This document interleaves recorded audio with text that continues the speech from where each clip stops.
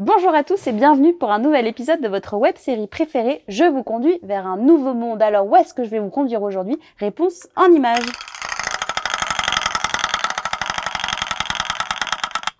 Et c'est parti pour la Loire-Atlantique. Suivez-moi, je vous promets un programme trop mignon.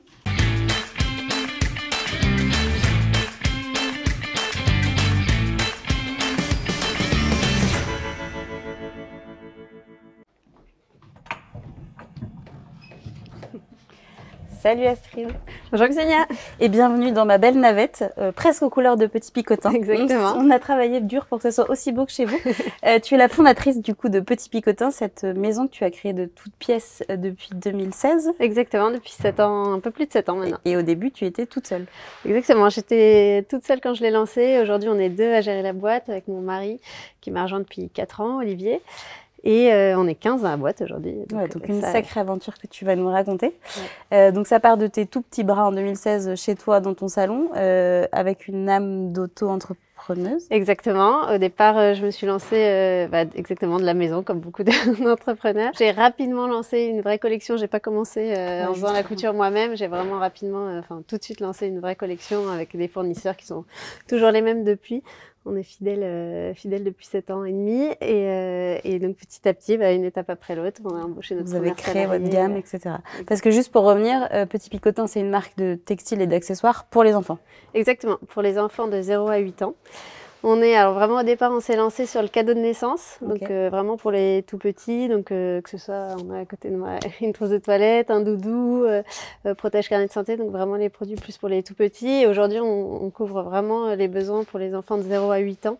Donc dans chacun des instants de vie, on a une belle offre sur tout ce qui est la rentrée des classes, donc pour les accompagner à l'école avec des trousses, cartables, sacs à dos, sacs de sport. Et aussi bien autour du bain, donc avec les peignoirs, ponchos, selon les âges, du repas avec tout ce qui est serviettes, tablier pour faire la cuisine. Enfin voilà, chacun des instants de vie de l'enfant, on essaye de le couvrir avec des besoins. C'était vraiment un parti pris de départ, de pas être sur un objet unique, mais d'élargir une gamme pour être une vraie marque et pour se distinguer, j'imagine. Exactement. Et puis, je pense aussi une envie, moi, personnelle. J'adore les produits, j'adore créer des produits.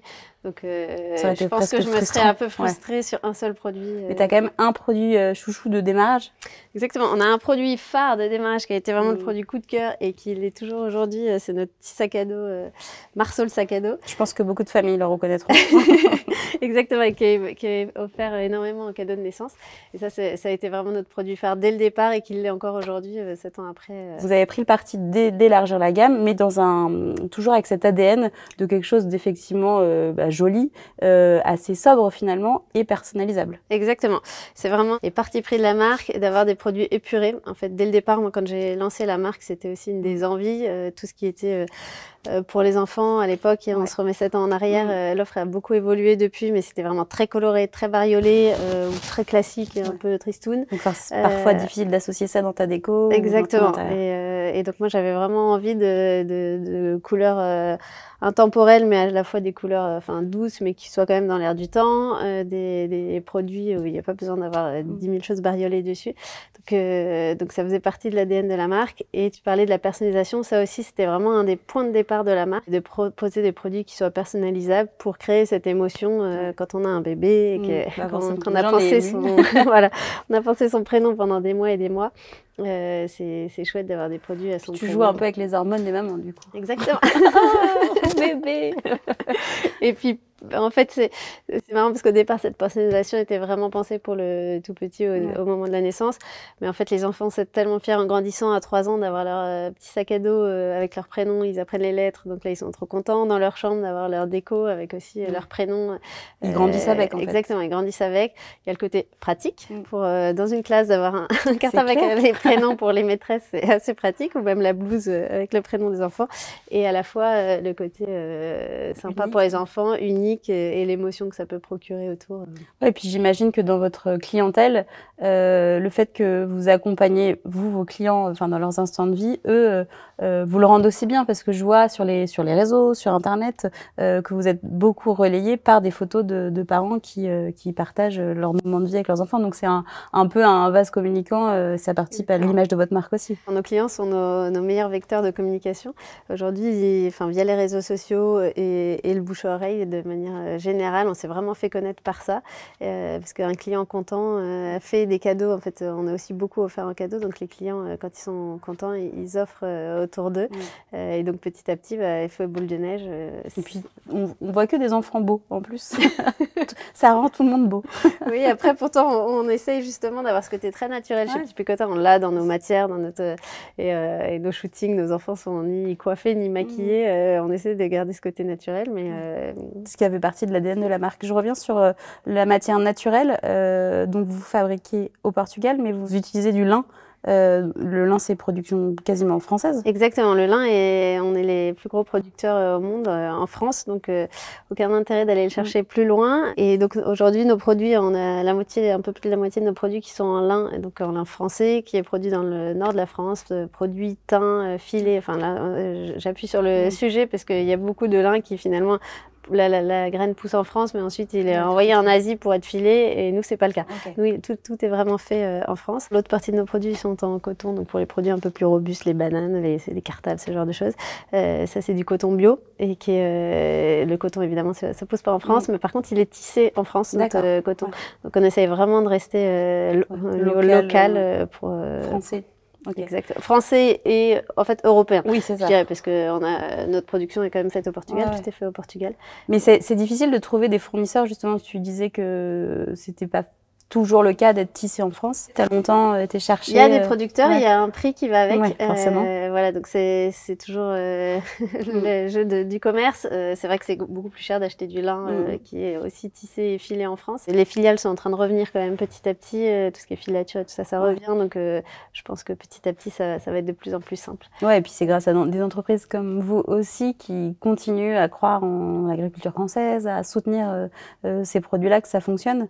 Parfois, j'imagine que ça doit être un peu déstabilisant de voir que tu as des marques qui vont aller chercher plus loin pour la rentabilité. Et c'est des vrais sujets, parce qu'aujourd'hui, sur l'enfant, finalement, on est quand même très peu à produire en local, déjà à produire au Portugal, surtout sur tout ce qui est accessoires, tout ce qui est sac et tout ça, il y a vraiment très peu de production locale. Pour les consommateurs, il faut vraiment les réexpliquer pourquoi est-ce que nous, on a tel prix, mais finalement, ils l'entendent parce qu'on a vraiment une super qualité de produit.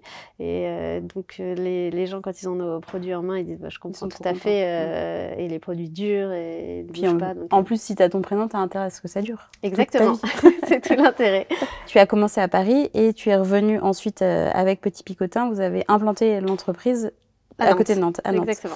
Vous avez fait ce choix-là parce qu'il y a un écosystème déjà un peu ligérien du textile et tout ça, ou c'était un peu le hasard? C'était la région qui nous tentait au départ plus que tout. On voulait aller sur la côte ouest, et ce qui nous a fait vraiment sur la côte ouest choisir Nantes parmi les autres villes, c'était cet écosystème en effet entrepreneurial. Il y a quand même plein de boîtes ici, c'est hyper dynamique, et ça on a été hyper bien accueillis, hyper bien accompagnés. Ouais, c'est ça, je me demandais, est-ce que dans ces cas-là, chaque entrepreneur est tout seul dans son coin, ou au contraire il y a une espèce de cohésion et de... Non, il y a vraiment plein de choses qui sont mises en place par la région et les entrepreneurs entre eux. Il y a vraiment beaucoup de fusion entre les différentes boîtes, donc ça c'est chouette. Et une proximité, je dirais, comme on est évidemment moins nombreux qu'à Paris où il y a aussi énormément de boîtes, mais on est tellement nombreux que on ne sait pas qui appeler. Là, on est un nombre raisonnable d'entreprises et d'entrepreneurs, donc finalement c'est assez facile de se connaître, de se rencontrer, et du coup on échange beaucoup plus. En tout cas nous personnellement, on échange beaucoup plus qu'on ne le faisait à Paris, parce que c'est plus simple en fait. Sain et simple. Et du coup, quand vous avez fait ce choix d'implanter l'entreprise ici, tu as emmené toute l'entreprise avec toi? Ah ouais. Alors, c'est la classe quand même. C'était une décision personnelle avant tout. On devait déménager à Paris parce que nos locaux devenaient trop petits. Et nous, on a fait le choix, plutôt que de déménager en banlieue parisienne, de partir en province. Donc c'était au départ un choix personnel. Après, on a dû du coup embarquer tout le monde, Non, tout le monde dans notre aventure. C'était un peu la surprise quand on leur a annoncé voilà, la suite du projet venir, se passe à Nantes, ouais. qui veut venir. Et super surprise, tout le monde nous a suivis. C'était une petite fierté de se dire que les gens... Parce que là, on est en quelle année quand vous déménagez? Il y a 2 ans et demi. Ouais, donc 2022, en gros 6 ans après le début. 5 ans et demi après le début. Quand tu te dis, j'imagine, quand tu es chef d'entreprise et que tu arrives à basculer la moitié, enfin non, l'intégralité quasiment. À l'époque, on n'avait que 4 CDI, mais les 4 nous ont suivis, différents profils, une mère de famille de 4 enfants, des personnes célibataires, différents profils. Et super chouette d'être accompagné. Pour nous, c'était une grosse force de redémarrer ici avec notre équipe avec qui on bossait super bien et qu'on avait envie de... Finalement, c'est une continuité en fait. Et exactement. Parce que tu vois que tes produits fonctionnent, tu vois que ton entreprise fonctionne. Je sais aussi que ton mari, donc t'as rejoint en cours d'aventure. Donc ça aussi, c'est ça prouve que l'entreprise se développait de manière assez conséquente. Ça doit être pas simple toujours au quotidien. Vous avez, j'imagine, chacun des sujets distincts. Vous n'êtes pas tous les deux sur la créa ou sur des choses comme ça. C'est bien réparti. Très bien. C'est très bien ça. Et je pense que c'est la clé de justement d'une bonne entente. C'est de pouvoir avoir des périmètres différents.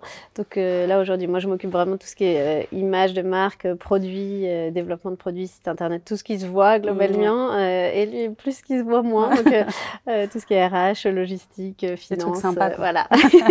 Exactement. Mais on se répartit vraiment bien les deux pôles dans l'entreprise. Et je pense que c'est ce qui nous aide vraiment à ce que ça marche facilement. On n'est pas en train de se marcher. On bosse ensemble, évidemment, sur plein de sujets, mais on a nos périmètres bien distincts. Et du coup, tu disais que toi, tu étais à la création. Ça veut dire que tout passe par ici. Enfin, vous n'avez pas de dessinateur. Enfin, c'est vous qui pensez les objets. Exactement. Et ensuite, ça bascule au Portugal pour revenir ici. Exactement. Alors, comment on crée un produit? Nous, aujourd'hui, on part vraiment toujours des besoins de nos clients. C'est l'avantage des réseaux sociaux. On est en discussion avec eux continuellement. Donc, on arrive à avoir, quand on a des demandes au fur et à mesure qui reviennent, on se dit, tel client, il y a un besoin. Donc, on part de notre besoin. De ça, on essaie de vraiment comprendre pourquoi ils trouvent pas sur le marché ce qui leur plaît. Suite à ça, on décide un produit. Je dis on parce que je suis avec une chef de produit sur le projet, avec Julie. On discute ensemble du produit. On dessine le produit qu'on a envie de développer. Ensuite, on envoie ces dessins au Portugal pour qu'ils puissent nous faire un premier prototype. Ensuite, on a toute une série d'allers-retours. On reçoit notre premier prototype, on l'essaye sur nos enfants. Nous, on le fait vivre, on le teste. Du coup, on fait nos retours au Portugal. Et donc là, on a souvent 5, 6, 7, selon le nombre, les produits. Parfois, ça marche du premier coup et parfois, il faut beaucoup d'allers-retours avant. On ne pense pas quand on voit une banane, par exemple. Exactement. On se dit, ça paraît simple. Bah oui, c'est clair. Et donc, on peaufine, on essaye différentes zips, on essaye différentes attaches, on teste tout, on les lave, on essaye vraiment de les faire vivre dans la vraie vie. Et en fait, on peut pas les faire ça en 2 jours. On les fait traîner dans la cour de récré. On les oublie au porte-manteau. On les fait vivre pour de vrai, pour voir pour qu'ils soient, qu'ils résistent ensuite à la vraie vie. Et quand notre produit est top et qu'on a validé, du coup là on passe aux achats, passer une grosse commande et ensuite suite à ça, nous au marketing on lui trouve son petit nom, Suzanne la banane, Paulette la trousse de toilette, chacun a son petit nom. La partie sympa finalement. Exactement. Ça part. Ensuite on organise un shooting et une fois qu'on a les images, c'est parti, on peut le mettre sur le site internet. Et du coup après vous personnalisez ici, les gens passent leurs commandes sur internet parce que c'est principalement du e-commerce. Exactement, c'est 95% de nos commandes sont sur internet et ensuite nous une fois qu'on a une commande, tout est personnalisé. Là aussi, on parlait de local. Tout est fait en interne au niveau de la personnalisation. Donc, on a notre stock qu'on a reçu du Portugal qui est stocké à Nantes, dans nos locaux. Et ensuite, on a tout un atelier. On a 6 personnes dans l'atelier qui s'occupent de personnaliser tous les jours les commandes et d'envoyer les commandes, d'inscrire chaque prénom, de préparer chaque commande. On a vraiment la moyen de personnaliser, donc certes le produit, mais aussi la commande si on veut envoyer directement à un ami qui est loin et qu'on va pas voir tout de suite. Penser à tout, quoi. Exactement. On peut mettre son petit mot personnalisé, donc écrire le petit mot directement. Tout est bien emballé dans un joli packaging. Donc ça, c'est fait en interne et ça permet on parlait de qualité tout à l'heure, ça permet vraiment de suivre, nous, la qualité de A à Z. On n'a pas la partie logistique qui est externalisée. Moi, je me posais une question, parce que c'est vrai qu'en fait, c'est des produits qu'on reconnaît à force. Alors peut-être, moi, j'ai mon œil de maman, mais il n'y a pourtant pas de logo, en fait. ou alors une petite étiquette. Mais c'est un choix. C'est un choix, c'est l'envie justement d'être quand même, nous l'idée c'est pas de marteler de la marque et de la marque, c'est plutôt que les gens aiment leurs produits pour leurs produits. On a aussi le fait de la personnalisation, on avait envie que ce soit ce qu'on voit en premier, donc si on mettait une grosse étiquette avec notre nom de marque en plus, ça commence à faire charger. Après on reconnaît nos produits en général par leur matière, leur couleur, leur forme qui sont quand même très identitaires. Ça c'est une force de la marque, aujourd'hui on a réussi à créer une vraie identité de marque et donc c'est ce qui fait votre réussite aussi, quoi. Exactement. Là, on est à combien de produits, combien de variétés, tu sais? On a plus de 80 produits qui sont déclinés en 8 couleurs, 9 couleurs chacun. Donc, et chaque année, tu essayes d'introduire des nouveautés? Oui, on a des nouveautés, même plus que chaque année, tous les mois et demi à peu près, on a des nouveautés. Je connais rien, moi. Enfin, chacun son métier. On lance une dizaine de produits par an. Alors après, certains produits s'arrêtent aussi, des produits qui sont moins demandés qu'on arrête. Après, ça, c'est nous, on a tellement à la création d'idées plein la tête et d'envie de choses à essayer. Alors après, c'est parfois des nouveaux produits, une nouvelle matière. On va faire tester une nouvelle couleur. Enfin, c'est pas toujours une nouveauté en tant que telle, mais mais même après, tu as des histoires de saison, parce que j'avais vu que vous aviez des porte-médailles de ski. Exactement. Effectivement, tu ne vas pas vendre ça, j'imagine, en plein mois d'août. Exactement. C'est un bon produit qui marche l'hiver et qui marche pas l'été. On avait lancé cet hiver une collection moumoute, donc là, on a repris nos produits phares avec tous nos sacs à dos qu'on a déclinés en moumoute. Et là, à la fois, on a une super collection plage qui arrive pour l'été. Trop hâte. Qu'on a hâte de vous dévoiler. On a hâte de voir. Du coup, tu parlais de l'avenir. Moi, je vais te parler de votre avenir aussi. Comment vous envisagez la suite? Donc j'imagine que l'idée c'est de continuer à grossir. T'imagines ça comment, toi? À l'avenir, je l'imagine bien, j'espère. Évidemment, l'idée, c'est de continuer à croître. Aujourd'hui, on est une boîte familiale, à fond propre. On a la chance d'avoir, d'être grossi. On a grossi petit à petit, une marche après une autre, pour en arriver là. On a envie de continuer dans ce chemin-là, de continuer avec plein de dynamisme, plein de nouveautés, d'essayer d'engager nos clients à suivre l'aventure, tout en continuant, justement, ce que tu disais, c'est nos valeurs profondes et depuis 7 ans. À l'époque, le durable, c'était pas le sujet de toutes les marques. Nous, on l'a vraiment démarré avec ça et c'est quelque chose c'est ancré en nous. C'est pas du marketing, c'est vraiment ancré dans la marque depuis le départ. Donc ça, évidemment qu'on va le continuer et encore plus. C'est des choses qu'on prolonger sur toutes ces valeurs-là, quoi. Joli, durable, utile. Utile, exactement. Surtout. Et personnalisable pour cette touche d'émotion. Bien sûr. L'ambition de notre série, c'est de conduire vers un nouveau monde, un monde un peu idéal. Toi, dans ton monde idéal, qu'est-ce qui se passerait? Il y aurait quoi? Qu'est-ce qui se passerait? Aujourd'hui, ce qui est vrai, nous, en tant que marque, on a un vrai sujet sur la difficulté d'éduquer notre client. Là, aujourd'hui, s'il y avait un changement avec une baguette magique, ce serait que nos clients puissent se rendre compte que tel produit, d'un seul coup d'œil, même s'il a l'air très joli et très fait en Europe, en fait, si on regarde vraiment, il ne l'est pas fait. Donc, que nos clients puissent comprendre, en fait, notre démarche et en fait, comprendre le marché, parce qu'en fait, c'est difficile. Aujourd'hui, les gens veulent du pas cher et du local et du responsable, mais en fait, on n'arrive pas l'équation n'est pas bonne. Donc si je pouvais avoir une petite baguette magique de... Qu'est-ce qui se passe? Ce serait... mais c'est normal, hein, on est tous en train de... Le monde change, donc ça c'est super. Mais il faut que les consciences évoluent avec. Exactement. Et on parlait du monde idéal tout à l'heure. Si tu devais emmener un seul objet dans ce monde idéal, un enfant n'est pas un objet, je tiens à préciser. Je vais peut-être emmener mon mari. Non, ça ne marche pas. Il est pratique, mais pas dans ce monde. Un objet. Si j'emmènerais certainement un cahier avec des feuilles blanches et des crayons de couleur pour dessiner. Ta gamme de justement. Non, mais en fait, c'est vraiment, j'adore dessiner, crayonner quand j'ai besoin de me reposer, de m'évader. C'est un truc que j'aime vraiment faire. Super, merci beaucoup Astrid. Merci Xenia. Et puis à bientôt, bonne continuation dans cette belle aventure familiale et bravo pour tout ce que vous entreprenez, toute cette belle entreprise. Merci beaucoup. Et nous, on se retrouve très vite pour un nouvel épisode de votre web-série préférée. À bientôt. Je vous conduis vous a été présenté par le CIC Ouest.